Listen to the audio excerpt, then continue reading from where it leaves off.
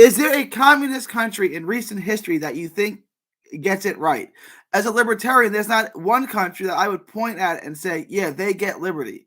Is there any country in recent history since the 20th century, so 1917 and on, that you think is a model of what communism should look like? So I'm asking, is there anyone that you would say that's what we should model ourselves? Not that it's absolutely perfect and there's no flaws, but that's a good model to shape ourselves after.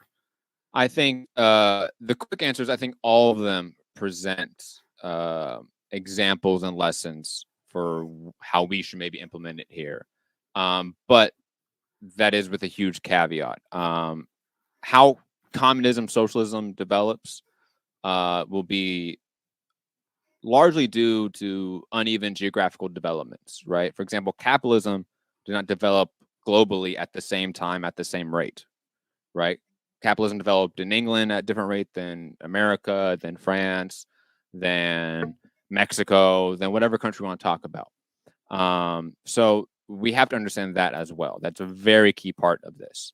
For example, China in 1949, when the CPC takes power, right, and proclaims People's Republic of China, their material conditions, what they were facing as a country, as a nation, is very different than what, say, we're facing right now in 2023 in the U.S. So if we were to gain power, if the Communist Party and the working class was to gain political and economic power in the U.S., would it look exactly like any of these? No. There might be elements to it. There might be similarities. There might be mirroring of policies and such across the spectrum of, USSR, China, Vietnam, Cuba, Nicaragua, etc.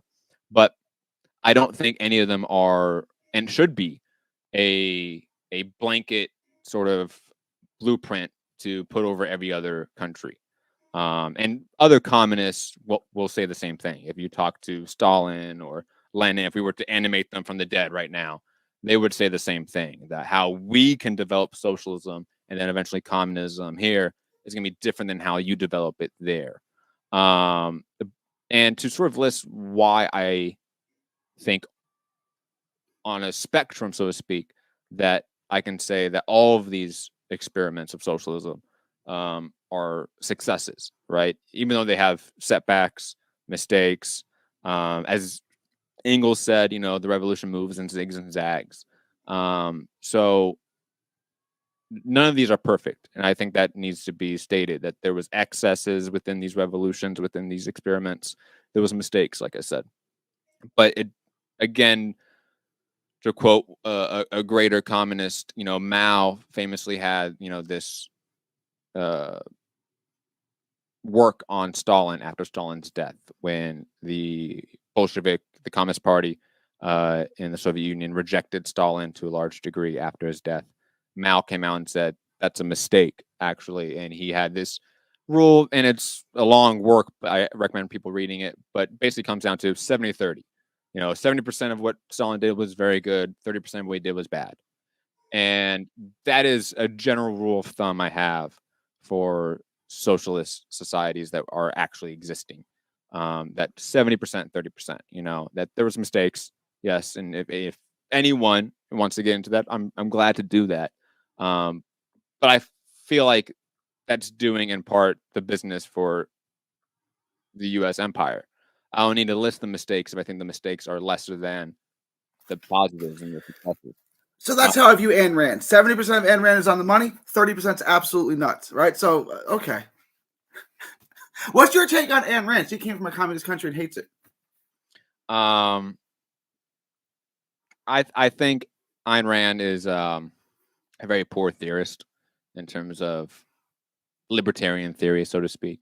I think there are better ones out there than even her. As someone that used to be a libertarian, scary. I read Ayn Rand, but even when I was a libertarian, I wasn't like, oh, Ayn Rand, that's the one. It just and it never really spoke to me. And plus, I feel like the lack of analysis on capital exploitation, so to speak, even at a very young age, I was quite aware of that. So that's why I think I was drifting more towards a leftist anarchist position at first, before eventually becoming a communist. Where you are more of a, let's say, a right wing anarchists, so to speak, right, Gary? Like Yeah. libertarianism, anarcho-capitalism, or the right-wing spectrum of anarchism. Like a few of the successes I want to list off for actually existing socialist countries. Rapid industrialization surpasses the rates of growth of even capitalism. I know we talked about this, I think, on even a previous debate, Gary, a long time ago, that like the Soviet Union during the 1920s, 30s, and up to World War II, their average rate of growth, industrial rate of growth, was around 15%. And if you look at the U.S. During peak industrialization, it was around 3%. If you look at England during the Industrial Revolution, it's around 3 to 5% is the average. So the industrial rates of growth are just significantly different and more productive under socialist societies. And how does that look when like, because Germany had massive economic growth up until World War II, but against inflation, it was really stagnant to what everyone else had. Exactly. So yeah, because they had, when you say 15%. Well, yeah, well, I mean, the Weimar Republic had superinflation, and it was a very struggling country. But you have to remember this, Gary. The Weimar Republic was also a social democratic republic that was deeply flawed, and most communists actually kind of reject it for a variety of reasons, most largely due to the SPD, the Socialist Democratic Party of Germany at the time, which became the leading party of the Weimar Republic in the interwar years.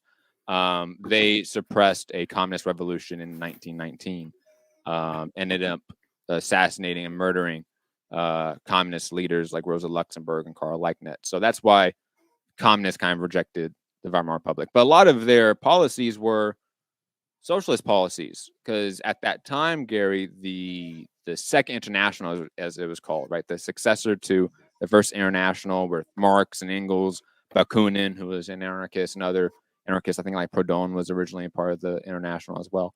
But the Second International, which was the successor to it, the split of that was the Social Democrats versus the Communists. But it's in large part still influenced and inspired by Marx, Kautsky, Bernstein. They're the creators of that Euro socialism style.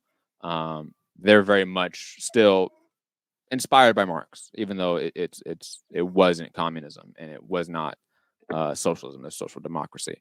But again, Germany was still a capitalist country that superinflation that created huge capitalist crises and economic crises that led to the rise of fascism, to be quite honest. So Germany did have great rates of growth industrially speaking. Even before that, right, in the early 1900s up until World War I, Germany becomes an industrial powerhouse in Europe.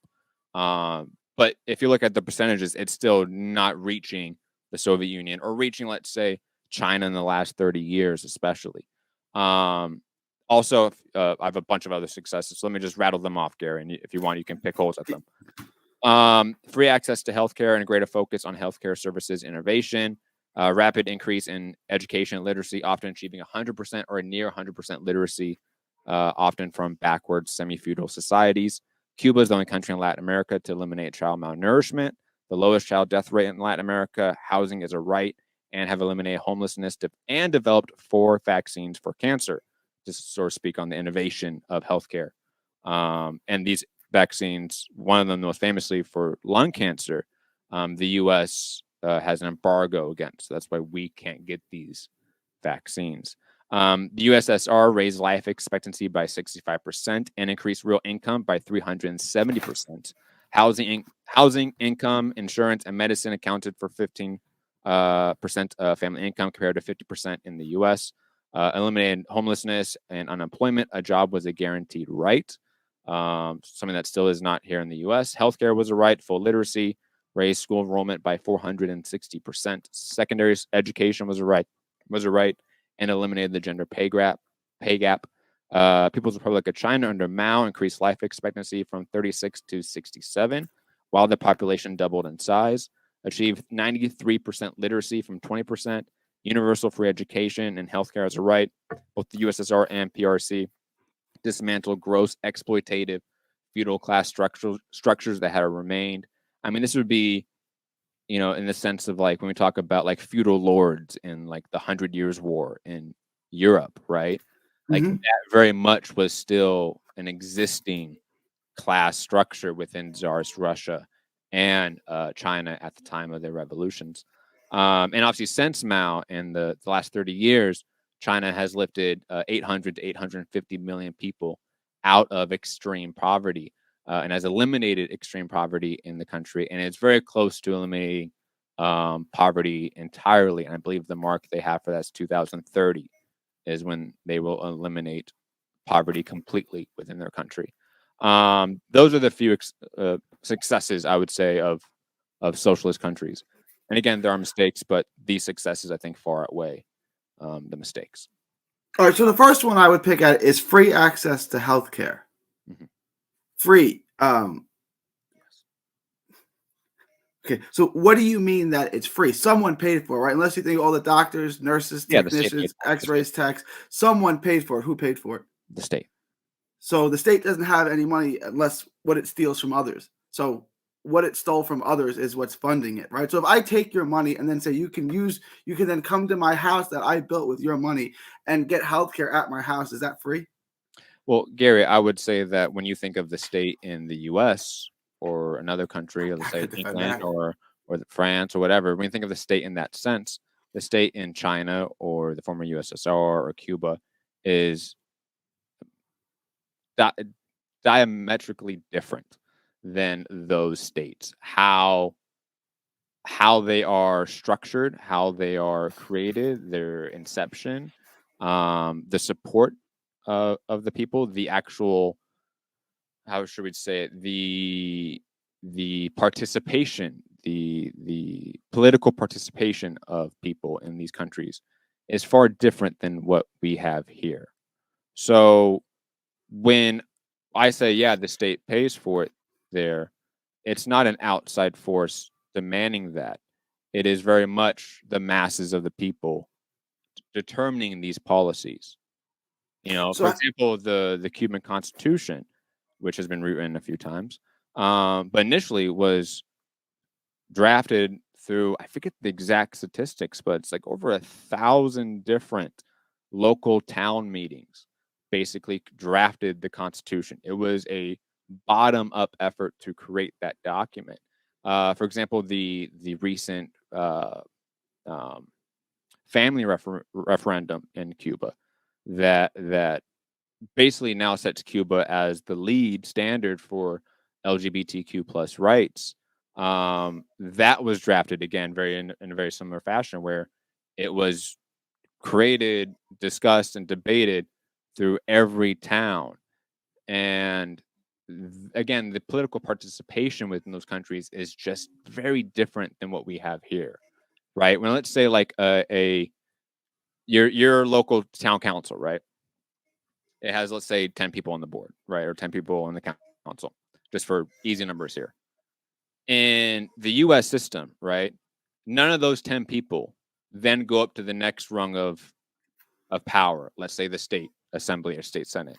And then none of those people go up to then the federal level, right? All those different elected bodies are divided and therefore bureaucratized, right? Like there's a bureaucracy that is now formed because the city, local, municipal elected body has no connection to the state elected body and then the federal elected body. That's very different in socialist countries where, let's say, again, those 10 people elected on the city council, right? Just to use that comparison. The vernacular is different, right, in socialist societies, but it's same thought. Um, Five of those, half of them are now in the state council. And then this half of the state council goes to the federal assembly. So when you have the now federal assembly that's drafting a resolution for law or for amendment to the Constitution, those people are actually directly going back to their city hall, their city council, their town hall, so to speak, and they're directly held accountable by the people themselves. They're always held a recall. There's never periods where you can't recall an elected official in these countries. And usually the number you need to have to, let's say, recall someone is actually very low. It's actually less than the majority, because what it would do is then initial the, hey, we need to have an election, a re-election, so to speak. Does he really have or does she have the what would be the term? The confidence of the people, right? While in the U.S., the quotas to reach new amendments, new whatever, they're very, very high, in effect to also diminish majority will, right? Because let's say 51% of people think a policy should be implemented, right?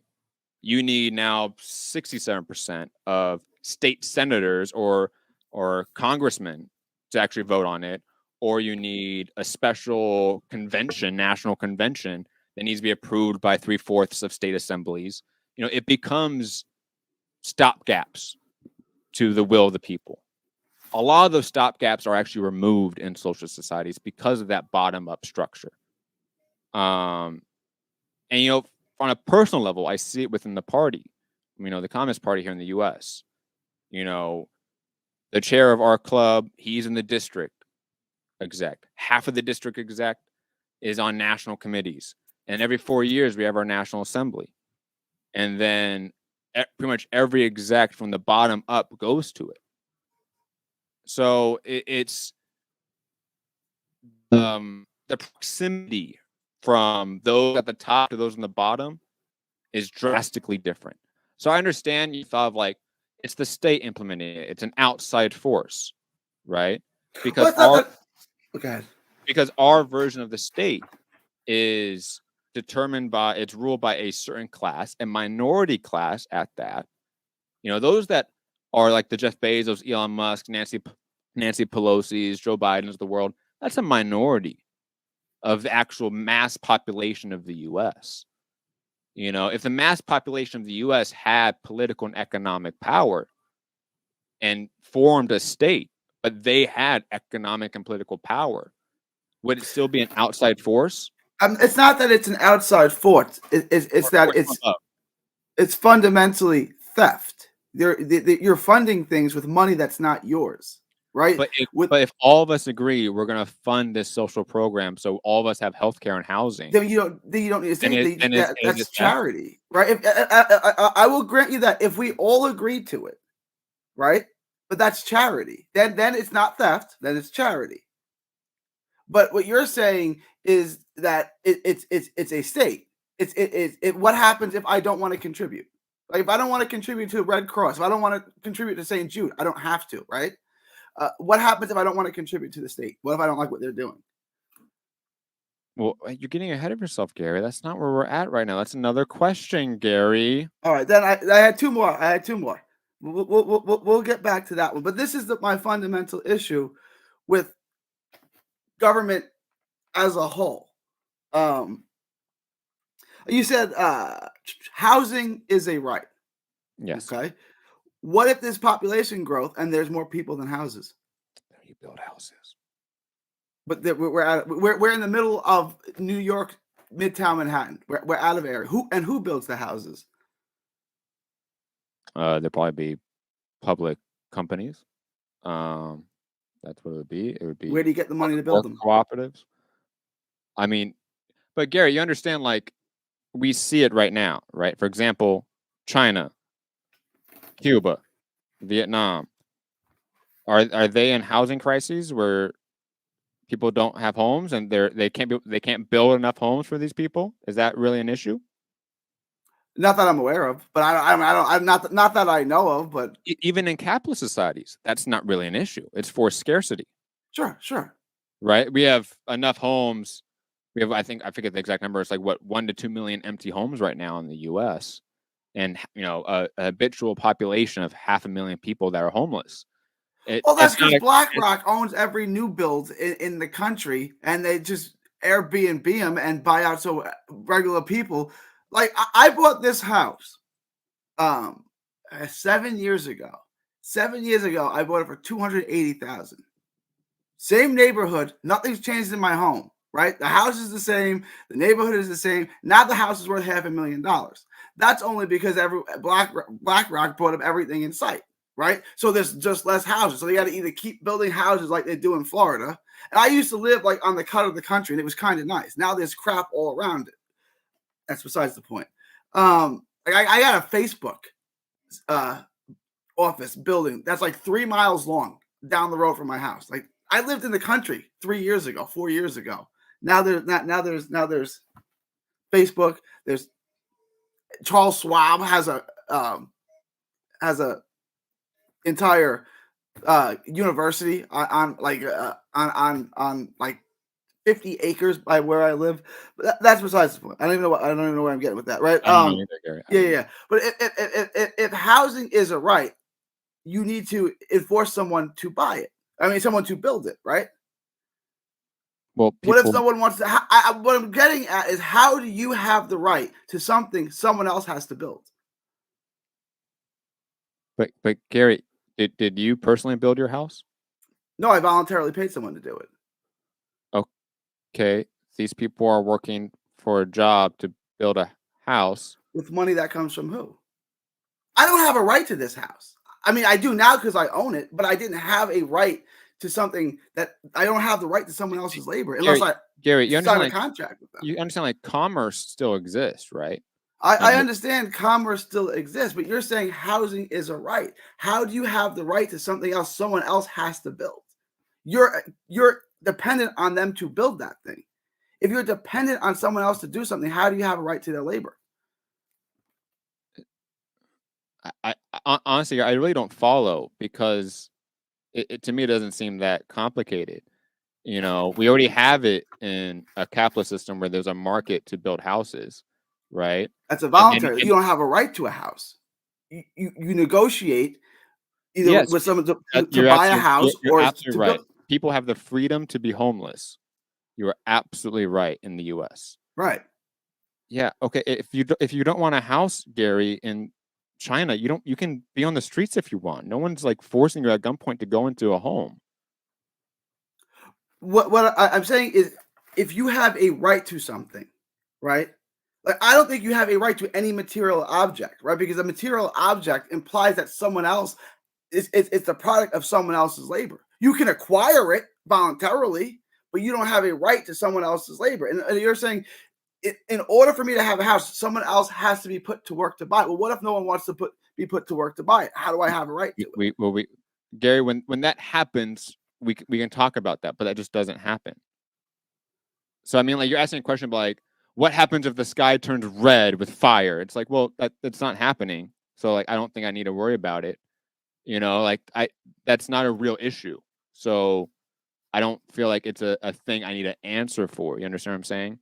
Because there's no mass movement in Cuba, China, of construction workers being like, we don't want to build houses for people anymore, freeloaders. It's like, that doesn't exist. It's not a matter of freeloaders. Like, what if there becomes a more lucrative business than building houses? And now I don't have people who don't want to don't want to build a house anymore because they're off building condos, or they're off building tanks, or they're off building something else. Now I don't have people to build a house, but I still have a right. I don't understand how you fundamentally have a right to something else someone else has to provide. That's my. A society is full of that, where we have mass-produced food that you don't actually grow. I don't have a right to food. I don't have a right to food. I can buy food. Eric, I'm not talking about, like, look. It exists, right? People have a need for food. We now have mass urbanization, right? We have mass population centers, right? Where we have food deserts. So food has to be produced and then imported into other places a lot of times, right? That's just a material necessity. And on top of it, people, human beings as like a species, they need food and shelter to survive. So a society, because that's now what we are, right? We're not just we're not just individuals walking around. We are now a collective society that shapes and influences others through a variety of ways, some indirect and some direct, right?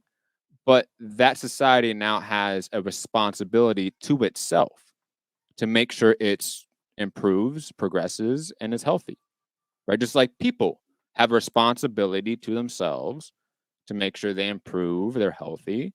Like if you're not healthy, you die. Same with a society. If society is not healthy, it dies, right? If a community is not healthy, if it does not have food production, if it does not have housing, shelter, it dies. So these are just basic necessities. And rights should be a way to fill our basic necessities, right? Let alone the ethical rights that are not enshrined anywhere in particular, but we determine them through our consciousness, right? You know, freedom of religion, freedom of speech, those things, right? But the reality is that people need shelter. So that's never going to be a thing that goes out. There will always be people, new people that are born, that need homes, that need apartments, that need shelter to live. That's just the reality. So I just don't see it in history where that has been the case, where all of a sudden the rate of housing building is now smaller than the rate of population growth. Like it just doesn't exist really. We haven't seen that. It's the greater point that I'm trying to get at is that you can't have the right to someone else's labor. Right. And in order to have houses, someone has to build those houses. Someone has to put a roof on those houses. Someone has to do the electrical work. And I'm assuming these houses are all going to have electricity, right? Someone has to provide all of those Do you think things. they're doing it for free? That takes me back to the first point, is that now you're conscripting people to build these houses, right? So with money that's not yours. So you're taking other people's money to build you a house. I don't understand fundamentally how you have a right to someone else's labor and someone else's money to pay for that labor. But Gary, money in and of itself is something that's created from a society entirely. Like individuals don't create individual currencies. That's not real. If you want to get it back to the gold standard, I think we may agree on some of that. Okay, I agree with you. Money is fake. I agree with that. Government fiat currency is a government invention, right? We used to have precious metals. We used to have gold. Your money used to be something. Now it's just whatever government tells you it is. I fundamentally oppose that too.